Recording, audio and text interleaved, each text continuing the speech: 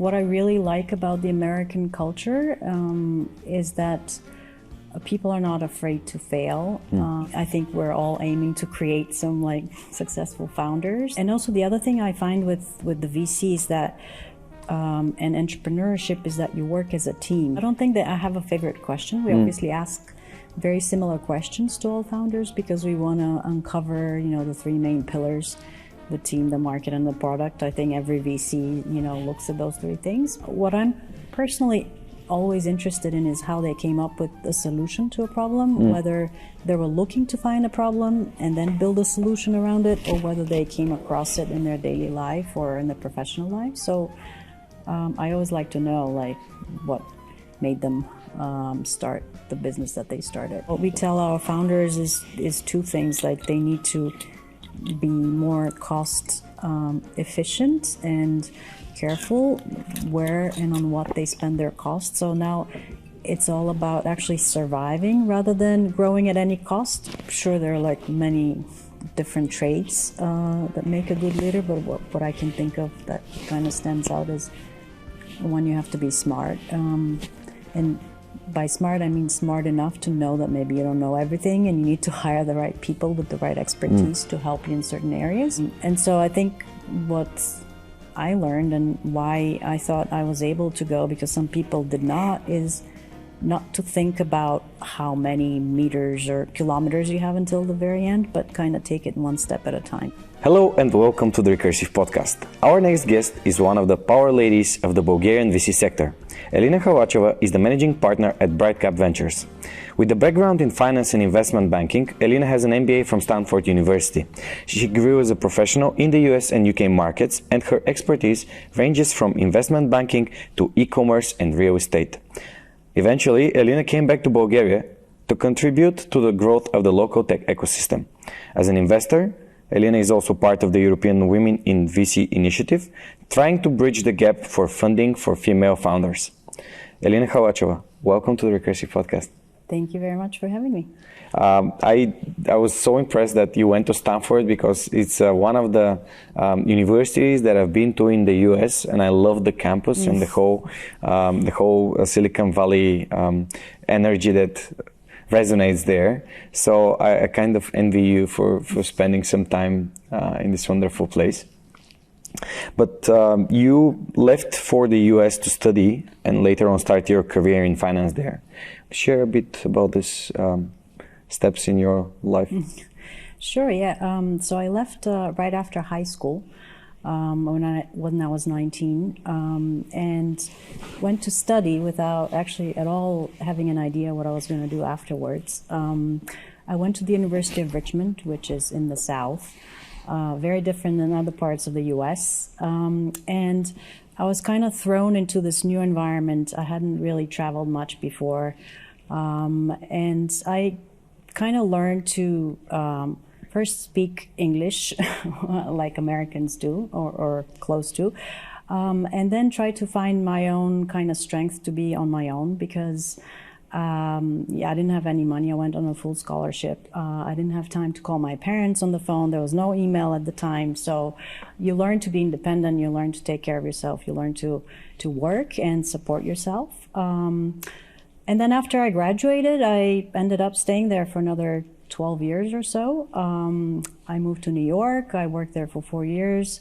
Then I did my MBA at Stanford, which are two of the best years of my life, I have to say. Just like, you witnessed. It's a beautiful campus. Lots of very interesting, intelligent people that have a lot of different, diverse backgrounds. Then I had a short stint in Boston, came back to New York for work, and eventually moved back first to London and then to Bulgaria. So I've been here for about 15 years now. Yeah, and you spent about 15 years outside of Bulgaria, in the UK and the US. Why did you decide to return? Yeah, so that's actually the reasons are very trivial. So there's no groundbreaking decision-making analysis that went into my decision.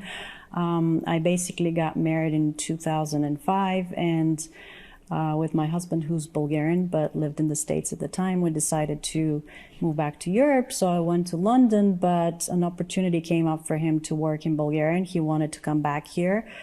So we had this like long distance for a short time, and I really loved London and my job and my friends, and to be honest, I was a bit skeptical about returning here, but our first child was born and we had to find a place to live together as a family. So he prevailed, and I returned with our baby, and then our second kid was born, and I kind of settled in and enjoyed actually being back here, close to family, some friends from high school. Ended up finding a really interesting job, joining the founding team of a startup in the B2B procurement area. Worked there for 4 years, and 4 years ago we started BrightCap, so I'm quite happy actually, and that fate brought me back here. That's amazing, because now you are directly influencing and supporting young Bulgarian founders that are trying to get a global exposure and achieve global success, which is amazing. Which part of the American business culture would you like to see adopted in the ecosystem here? We've discussed this numerous times, and it's always this like confidence and this go global and this thing. I mean, what I really like about the American culture is that people are not afraid to fail, and they think outside the box. They're creative. They actually, even in school, like they learn how to think on their own. They don't have to memorize, facts and repeat them. They, from a very early age, they learn how to do public speaking, how to debate, how to come up with new ideas, new projects. Very practical kind of way of teaching and learning. So I think that's one thing that was missing when I was growing up, and that I think gives American professional people like a lot of confidence. Not only that they can think big, but that even if they fail, it's not the end of the world, and actually you learn a lot more from failure than you do from successes. So that's definitely one thing that is missing still here, but I think people are getting more and more accustomed to failing and thinking that it's not a big deal. So definitely that's something that I admire there. Is there any part of the Bulgarian culture that might be helpful and useful in the American business world?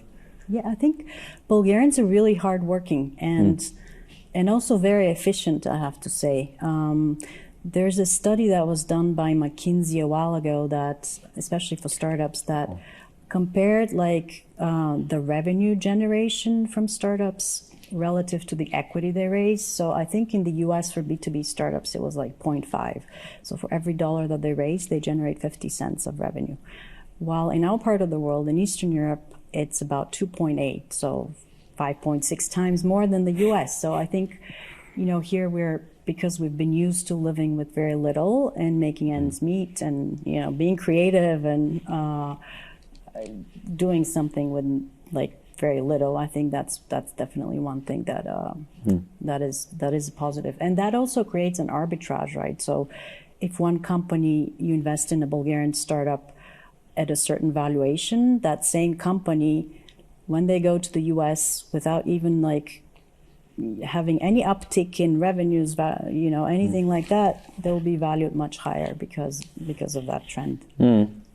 The strongest trees grow where the wind is strongest, not where the best soil lies, right? Yeah, exactly, yeah. How did you grow this appetite for the startup world ecosystem? It's very different from corporate and... Yeah, it is. My first job was in investment banking in New York, and that's definitely like far from working for a startup. But my second job was actually in a startup, which was the first online investment bank at the time, which covered emerging e-commerce and technology companies. So I was in research there, covering those companies like eBay, Amazon, and some others that don't exist anymore. So that was my first exposure. I was living the life of a startup, and I was also covering more mature public tech companies. So seeing kind of the whole aspect from, working in a startup to going public and being successful and mature. So that was my first exposure to the startup world. And then at Stanford, it's just the mecca. And, we had like speakers and lecturers come talk to us, like Steve Jobs was there, Warren Buffett, all these like really interesting and successful entrepreneurs that just the vibe is there. And then I worked for private equity after I graduated. So I got the investment side, the investment angle in working for a startup and investing in a startup. And then when I came here, I again worked for that B2B procurement startup, which was very different than the online investment bank that I worked at, because it was, I joined the founding team. There were only 3 people. It was a different kind of stage of development. And I was involved in a very small startup, you do everything. Yeah. So you see the business growing from nothing to something, which is different than, being one of, 100 people in a startup, which was what I was in my first job. So that's kind of all these different aspects gave me a lot of knowledge and different angles to a startup, from building one to investing in one. And this is how I use these experiences in this job that I run now.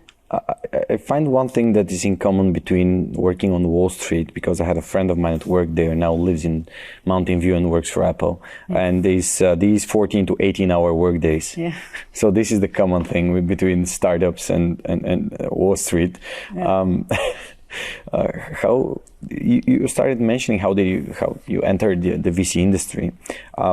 Is there any particular story, or was it like an opportunity that arose for you to join this venture capital companies? The fund, BrightCap? No, generally your initial work with venture capital.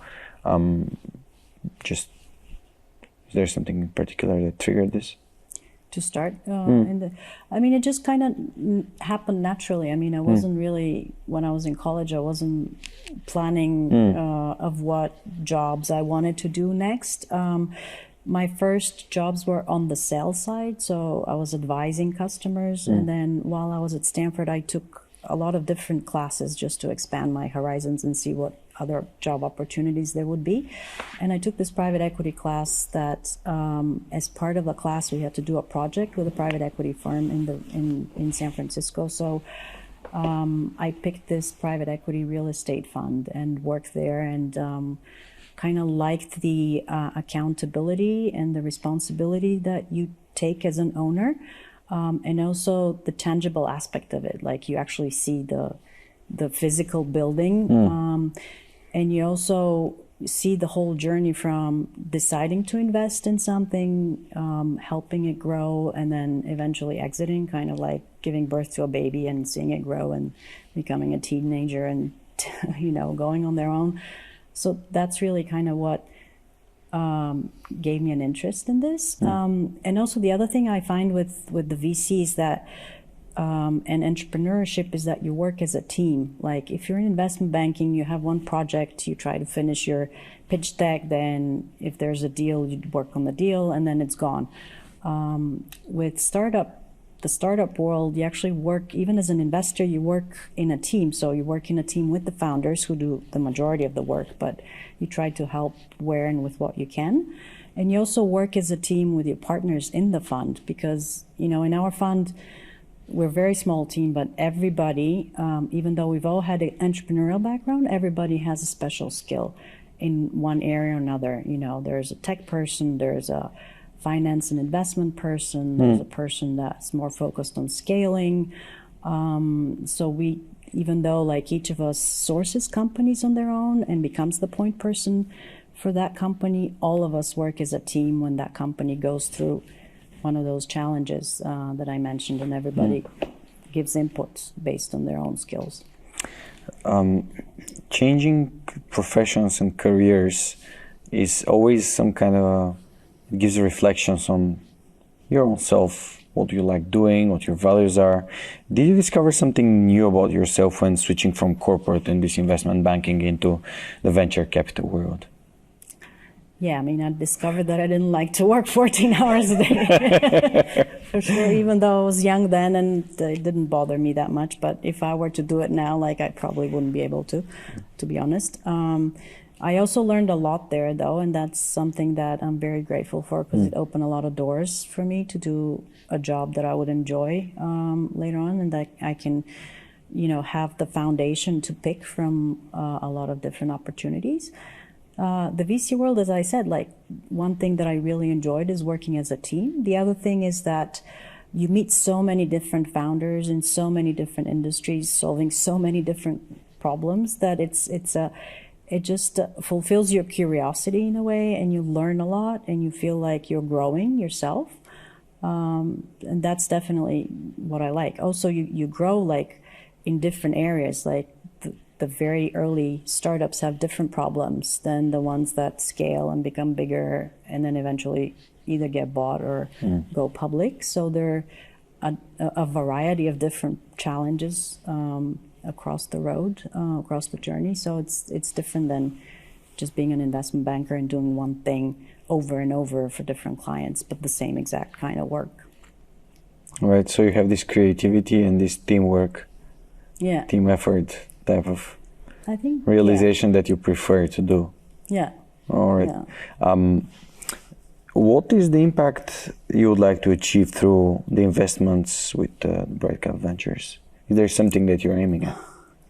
Well, I think we're all aiming to create some, like, successful founders that are competitive on the global scene.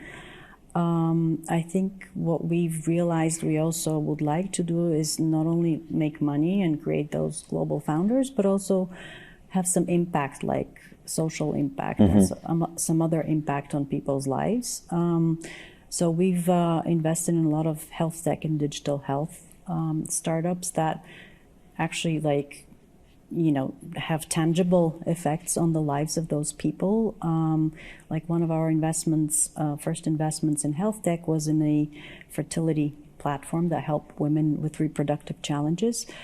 And during their life of like 7-8 years, they had helped, I think it was like 65,000 women get pregnant.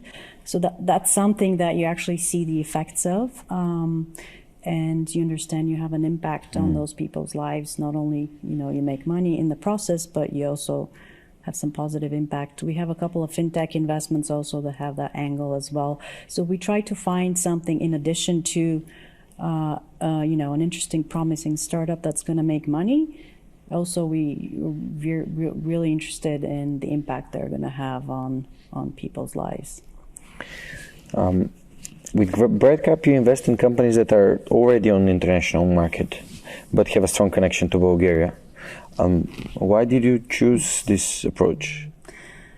To be honest, it's much easier to import into Bulgaria than export from Bulgaria. So it's easier to find founders that have a connection to Bulgaria that are already located where the markets and the customers are.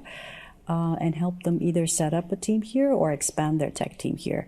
So we take advantage of both, like, strengths. In the Bulgarian market, it's the tech talent. In the US or Western Europe market, it's just the size and the scale of the markets.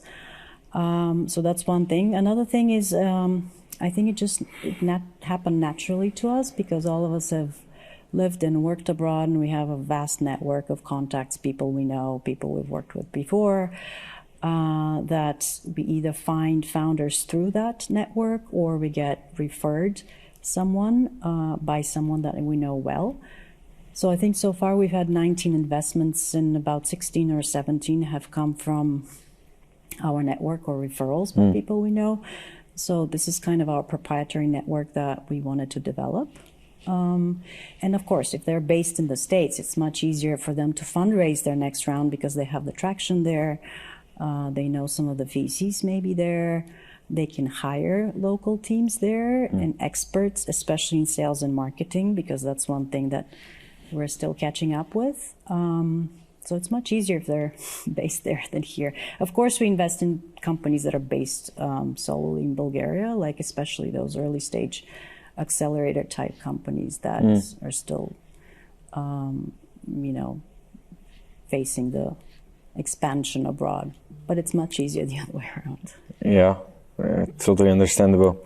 Do you believe that there are any cultural setbacks in the Bulgarian companies that are trying to scale into the US? There's something that prevents them from?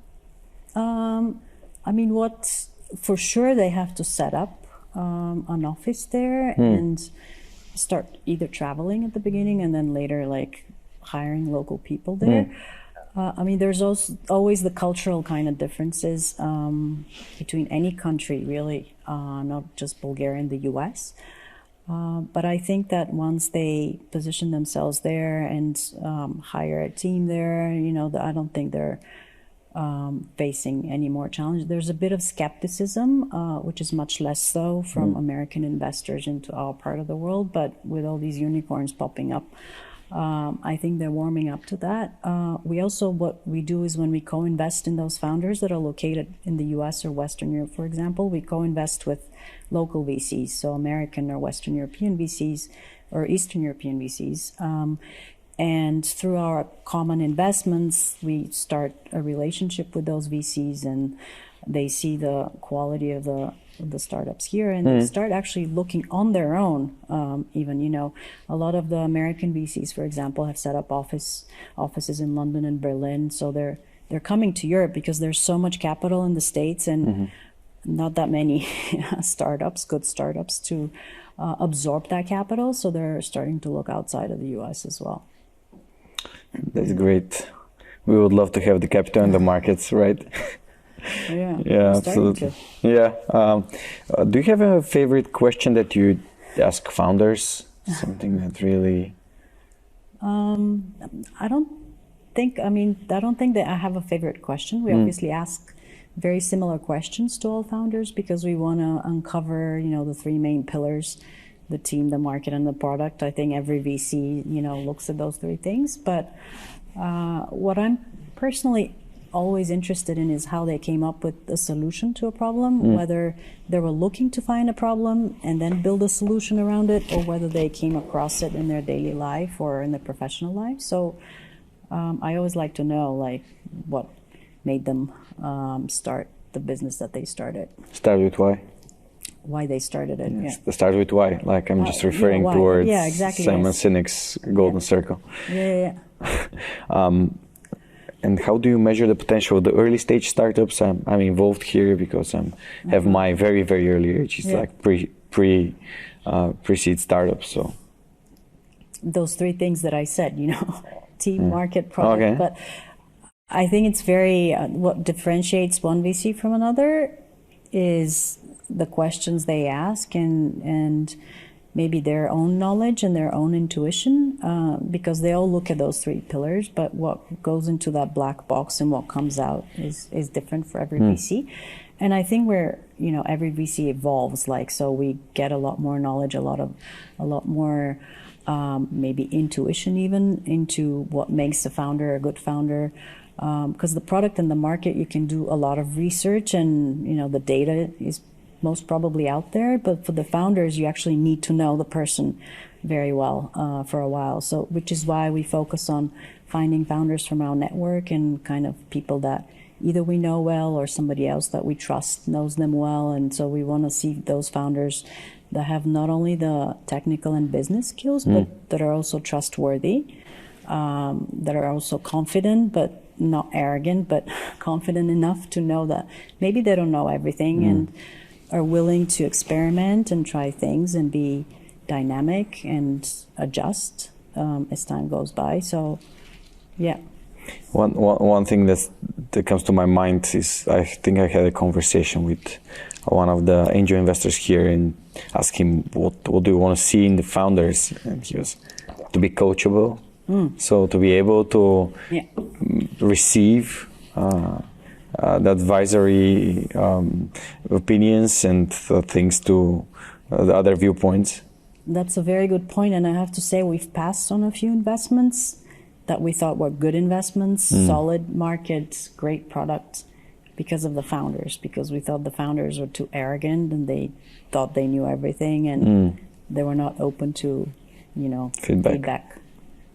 And those people also very rarely do they listen to the market and the customers because they think they know best. And you have to be very close to your customers. You have to be able to adjust and not be rigid about, the original idea that you had in mind, be able to pivot, if you will, sometimes, or adjust it accordingly to what the market wants. In the past year, you have had 2 successful exits with Enview and Voom. Not many VCs in the region have this experience.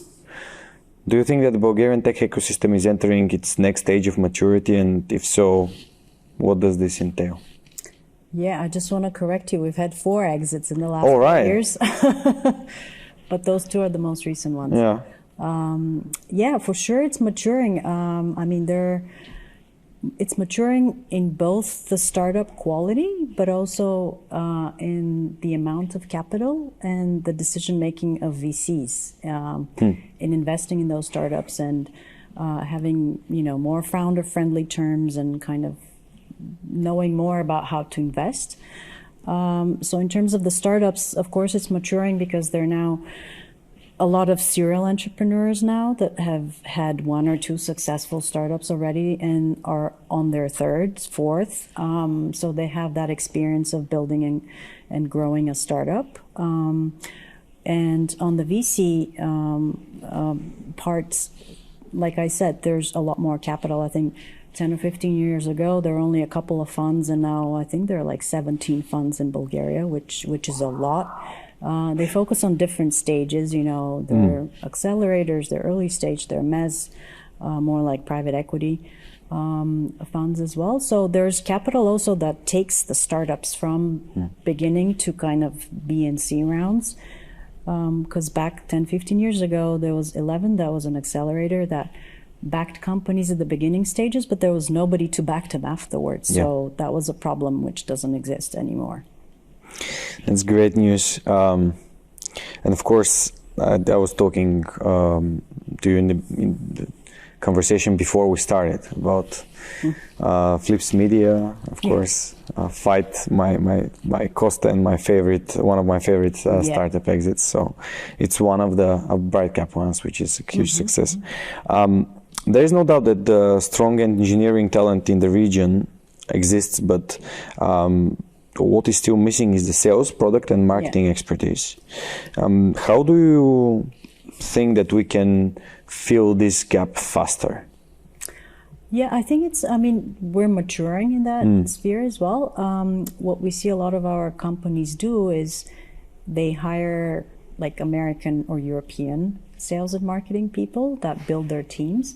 So they come with the experience. They also come with the networks and the knowledge in those markets.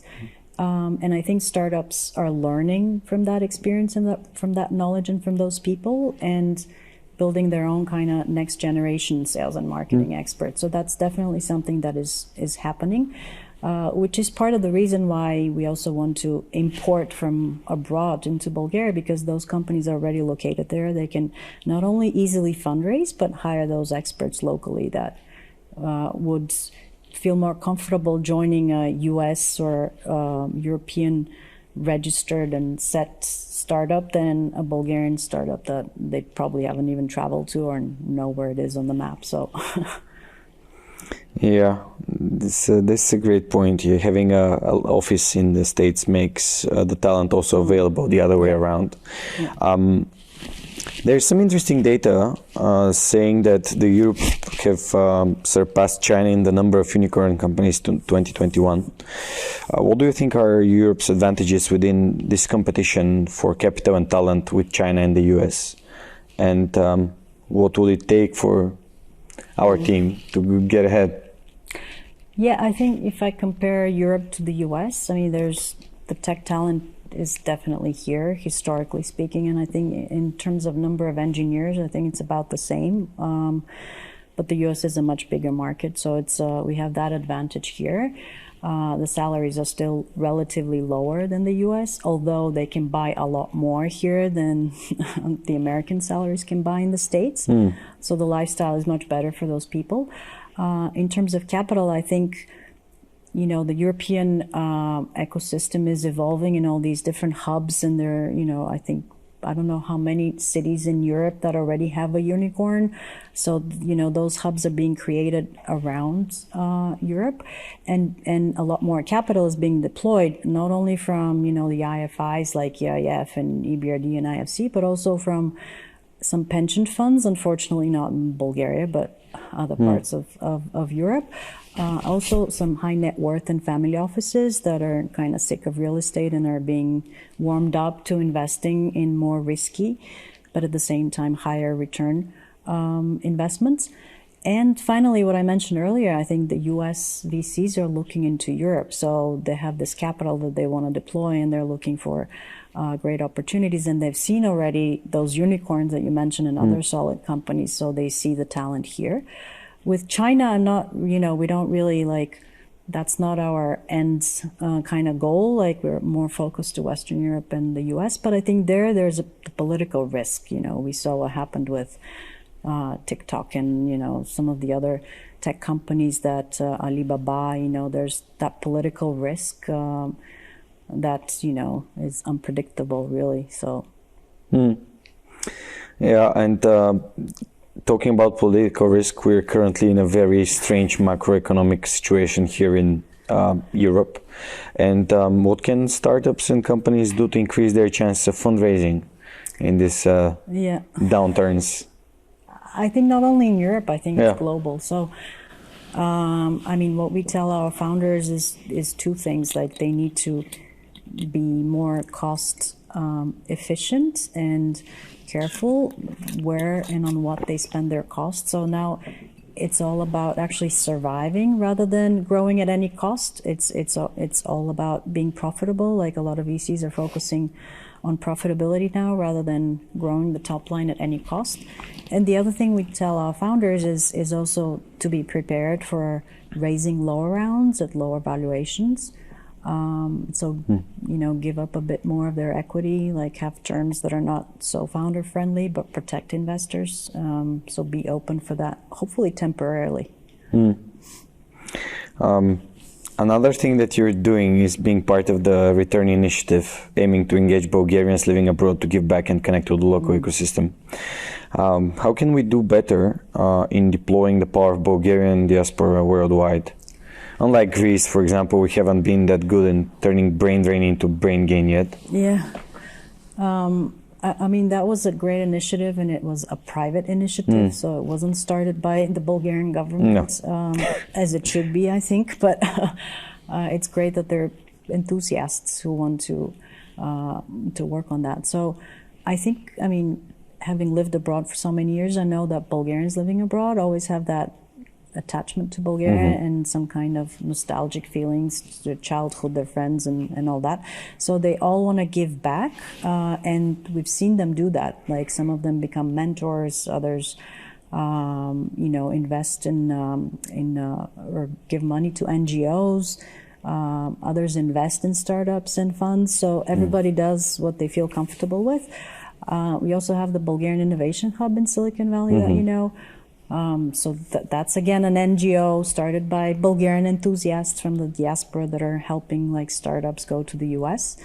The brain drain is still not a brain gain because first, Greece has those thousands of islands, so it's easier to want to go back and live on an island. But more importantly, I think the political environment is, as you said, a bit uncertain, and so for people to return, they care about healthcare, they care about education, they care about their standard of living and what their jobs will be, and whether they can use their skill set that they've developed abroad here in jobs that will fit them, and if they'll have to deal with the administration and spend 3 days to renew a passport or a driver's license or whatever. So it's all these little things that make somebody decide to come or not come.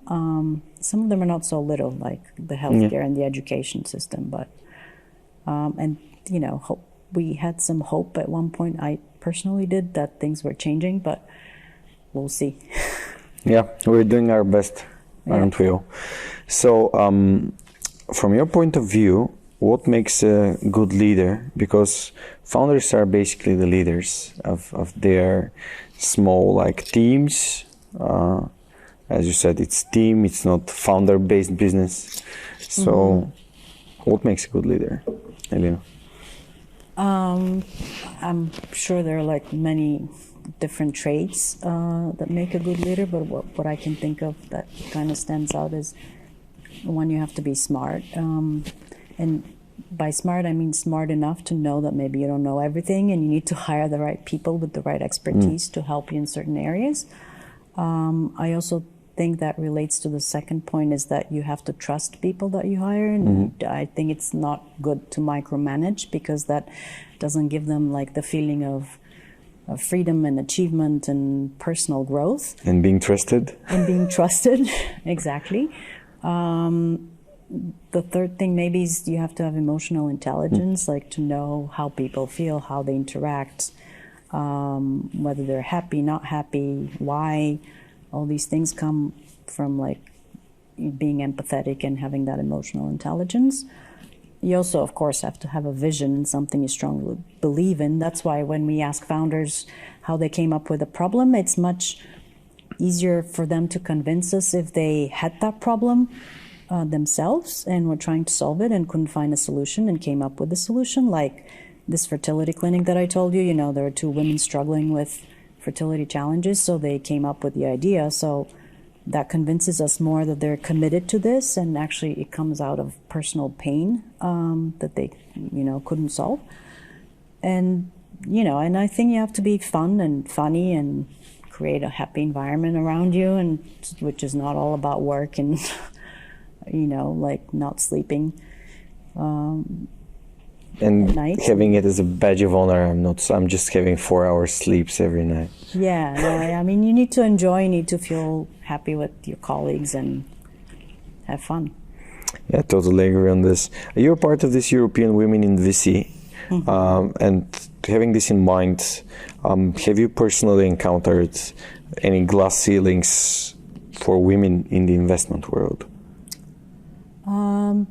I actually don't think I have, but maybe I was lucky, or maybe it was because when I worked in the US, I was in more like junior and mid-level positions. I do remember though, when I was an analyst at Citigroup, I had a managing director that came back to work after 2 weeks of giving birth.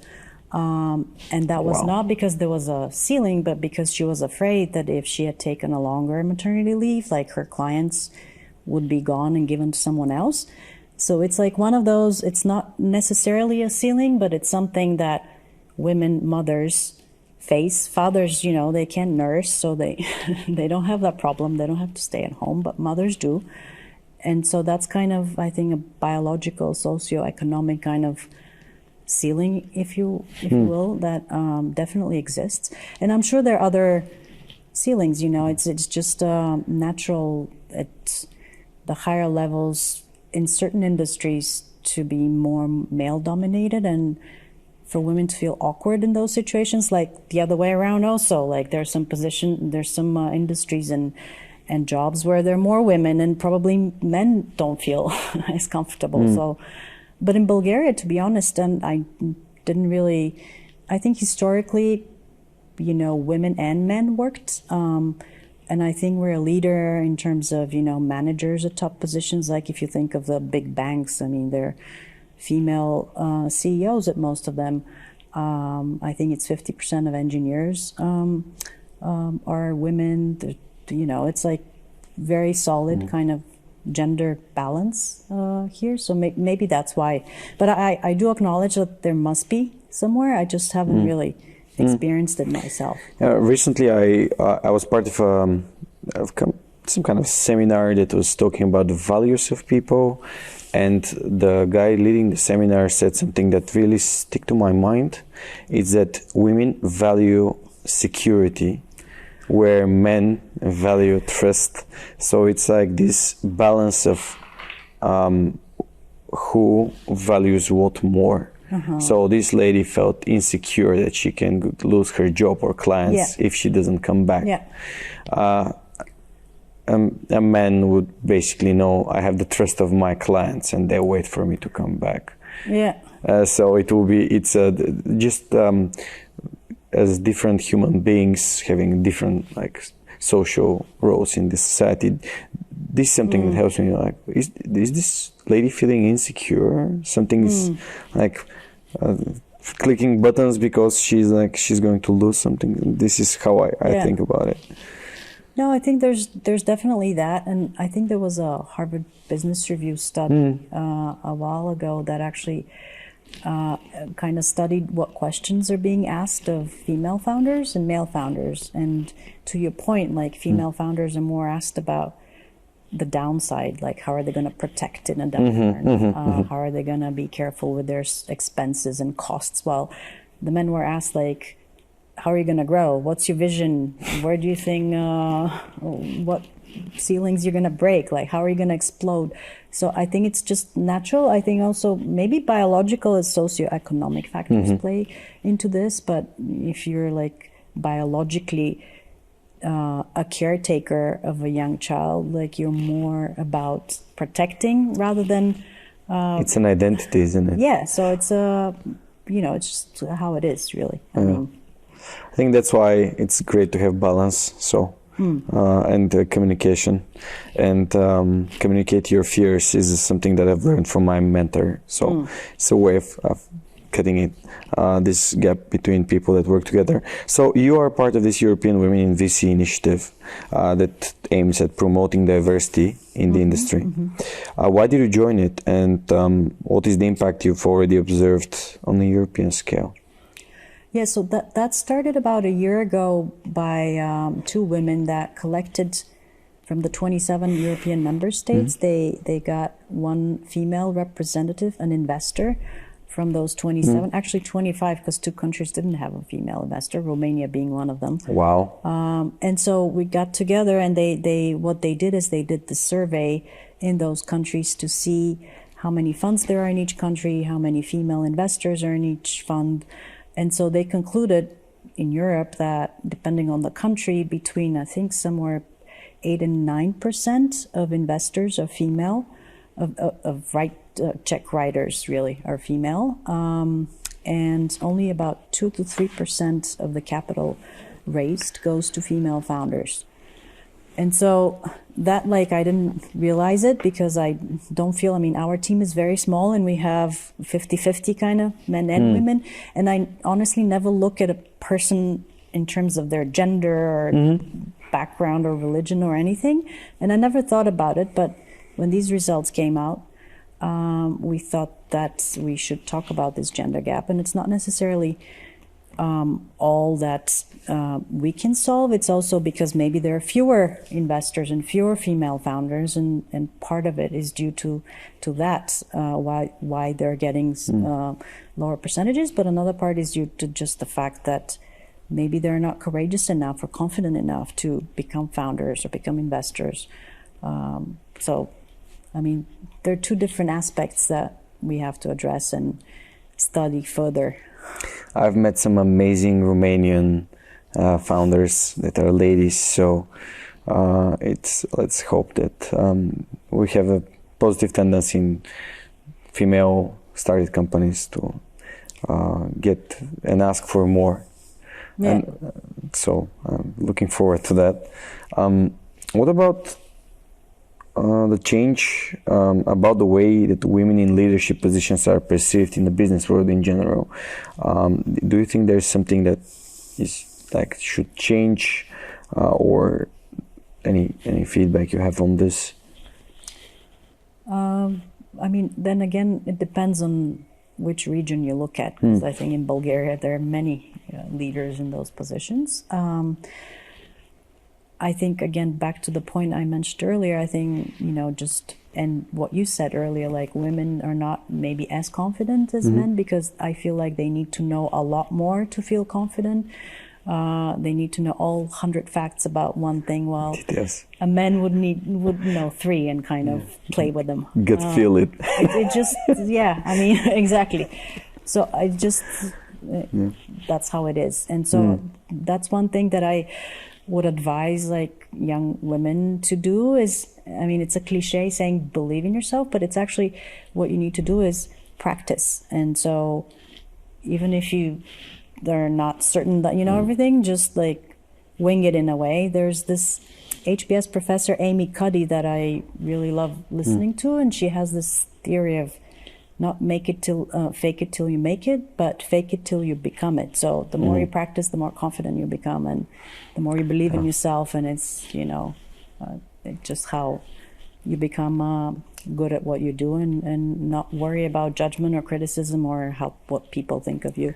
There's an amazing concept that I adore by Dan Sullivan, the founder of Strategic Coach. He says the 4C, the system of 4 C's: courage, commitment, credibility, and confidence. And it's a spiral going upward, which means that throughout all this commitment towards courageous actions that you do builds confidence, and this builds credibility, and then builds your confidence, and then you start something more courageous. So it's doing it. It's basically not faking it, but just doing it and doing it again and again. So it's a great way of putting it. Thank you, Elina. What are the values that you would like to pass on to the next generation of women in tech or VC? I mean, maybe that, believe in yourself and not be afraid of failure. Not protect your downside all the time. Just look at the upside, be courageous, and be ready to make mistakes and learn from those mistakes. We've actually, I think, if I think about the last 4 years of us as a fund, we had ups and downs with our companies, and I think the most we learned, to be honest, is from those downs and those challenges that we faced. And how to overcome them and build more confidence and positive thinking and not fear, failure, and what comes next. Yeah, there is a metaphor about climbing mountains that's not always going upwards towards the peak. You sometimes need to go down in the valley and then start your next climb. You are part of a hiking expedition to climb Kilimanjaro. So what does this experience mean to you, and what did you learn about yourself in these very different circumstances? Yeah, that was a tough experience because it's close to 6,000 meters. Very dusty. And the first thing that you learn is you have to live without running water, and so you can't take showers or clean yourself, and just 7 days in a tent. But that's easier to get used to. What's harder to get used to is not being able to breathe, especially the last few days. It's you take a breath, you make a step forward, and then you stop and take another breath. It's at night you wake up because you have no oxygen and you can't sleep. Your brain does not get it, and your lungs does not get it. And so I think what I learned, and why I thought I was able to go, because some people did not, is not to think about how many meters or kilometers you have until the very end, but kind of take it one step at a time. So you take a step, you take a breath, you take another step, you take another breath, and just one step at a time without being so focused on the end goal, just one step at a time. I mean, that's also another advice I would tell founders or anyone else, not be so focused on the end, but focus on how you're going to take the next step and the next breath. It's a marathon, it's not a sprint. Great. Of course, we're heading off to the end of our conversation. I would like to ask you, you said you're a parent, you have this very responsible task of helping founders grow and scale, but you would also need some time for yourself. So how do you unwind? I drink wine. Drink wine and eat chocolate. Yeah, chocolate not so much, but I prefer wine. Sorry, this is the absolute cliche for women unwinding is wine and chocolate. So I also do a lot of sports. So I ski. I actually started kite surfing this summer. So I like to travel a lot as well. I have a lot of friends from living in the States from all different parts of the world. So I like to travel and visit them or go to other new places. I'm also just curious about different subjects, so I read about random topics.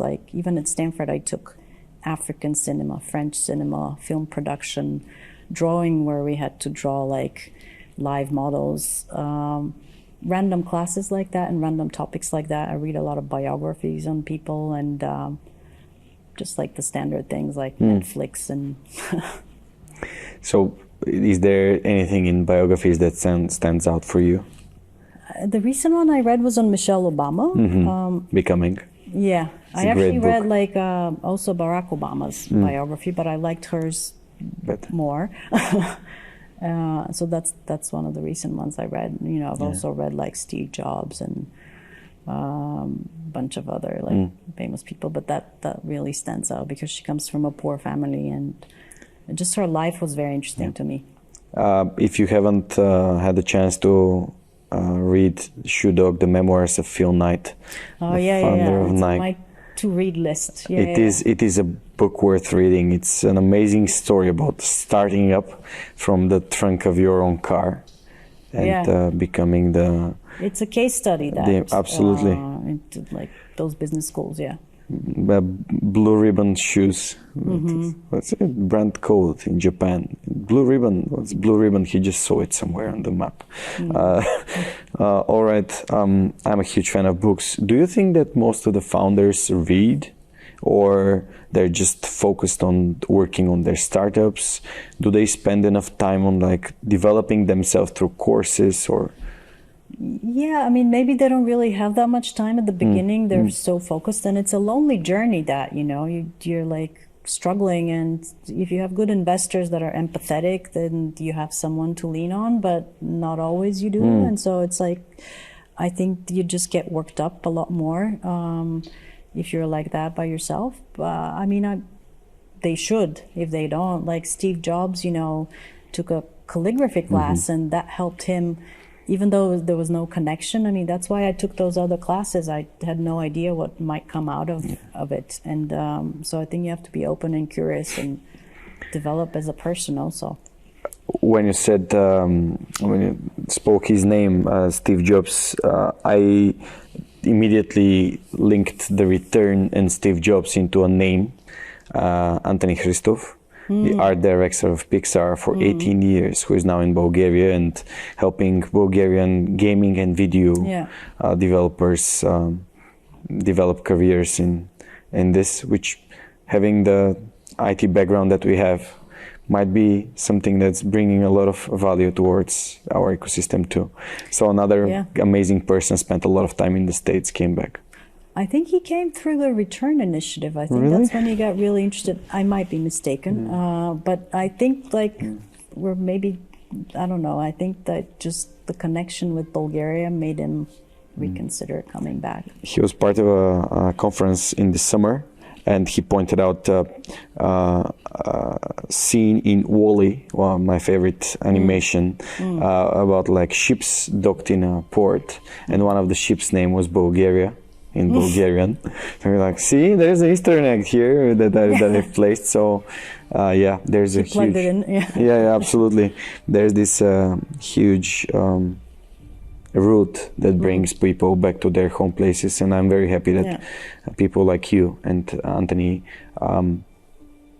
are doing your best to share not only your skills and knowledge, but also your connections, and building initiatives like Bulgarian Innovation Hub is just showing that it works. It works very, very well. So thank you very much for doing this. No, thank you for having me. It was a pleasure. So it was a pleasure having you on the podcast. Elina Halatcheva, thank you for spending your precious time with us. And let us meet in a couple of months and having more and more successful startup exits from Bulgaria. Hope, Thank you for having me. It was a pleasure. Thank you. So see you next week in the Recursive podcast. Next on the Recursive podcast, Vince Gaidarjiev, the founder of Alcatraz AI, the US-Bulgarian company improving security with biometric authentication. Amazing journey. To get funding for hardware or hardware as a service. Actually, for hardware is almost impossible. You can get to a Kickstarter maybe.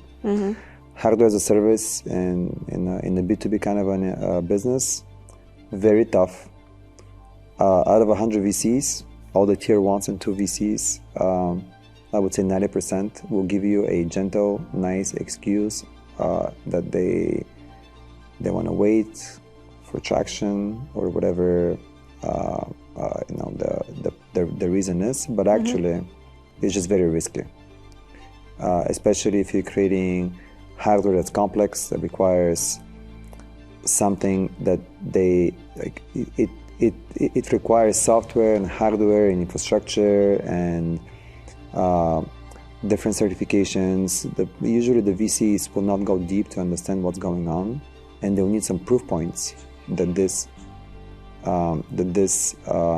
business model is going to work. Especially at Recursive, you have supply chain issues and components, logistical issues, inventory issues. You have to make the product to eventually sell it. You have to deploy the product. You have to maintain the product. Depending on the industry, there are issues in how you're deploying and connecting to the infrastructure. You need a lot more money to create something like hardware, drones and self-driving cars, if it's a hardware module, or robots, or in our case, our product is basically a robot without arms. And if you're just as passionate about innovation as we are, hit subscribe for the Recursive podcast on YouTube or your favorite podcast platform. We're everywhere.